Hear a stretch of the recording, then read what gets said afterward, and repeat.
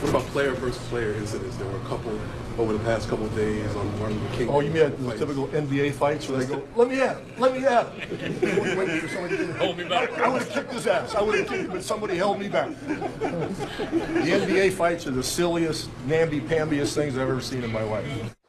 That sound accurate as NBA fights? That's very accurate. It's too expensive to fight anymore. There you go. Hey, Mike Miller, two-time NBA champion, former Rookie of the Year, too, joining us now. So last 3 nights, we saw it in a bigger scope with the Rockets and the Clippers. We see it again 2 nights. We even saw a little bit there in that game. Why is this happening?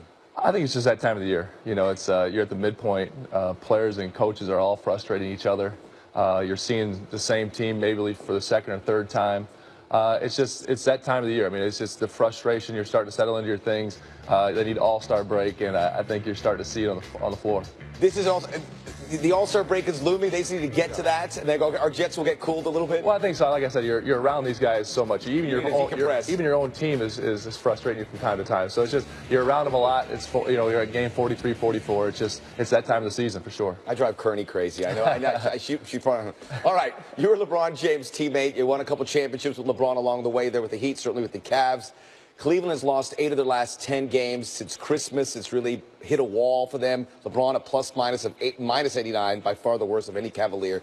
6th worst mark of any player over that span. So yesterday, LeBron said this is the most trying season he has had. When you look at the team they have now, yep, what can be done to alleviate that, at least in the short term? Well, first of all, they got to get healthy, and they are getting healthy. They're starting to get back to what the personnel that they're going to have moving forward, with getting Isaiah more minutes. That's the first and foremost. And then the second, get back to the basics. They got to get back to what they did defensively, get their identity back defensively that they've done, where LeBron has had so much success. It's so strange to see LeBron's teams lose 4 in a row or 7 of 10. It's just odd to see that. It starts defensively, and they know that. I don't think they're worried yet, but there's obviously some alarm bells going off. Did you say it starts defensively, but they fix that because the offense has struggled a bit with that?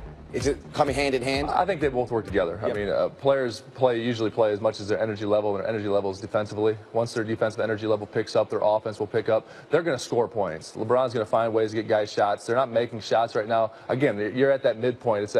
It's a funny time of the season in the NBA right now. It's where teams that are trying to make playoffs can make their pushes and steal games. It's that time of the year. You'll see that teams are missing shots. You're seeing All-Star break coming.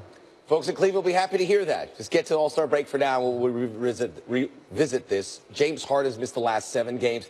Expected back here. The Rockets, they're really good when everyone is there. What will your expectations be on how you bring him back effectively? A lot of buckets in a short period of time. I think. The way he's playing this year has been epic, really, and he's going to continue that. But with a hamstring injury, Houston's not going to rush him back. Even though it's a pretty big game tonight, it should be a fun one to watch. Minnesota. Yep. All right. Well, there you go. So the Rockets ready to rock. They'll be looking for the All-Star break at some point to recharge the batteries as well. And you can see much more of sports there. Mike Miller will be here. Great to have you last night and here today as well. Thank you so much.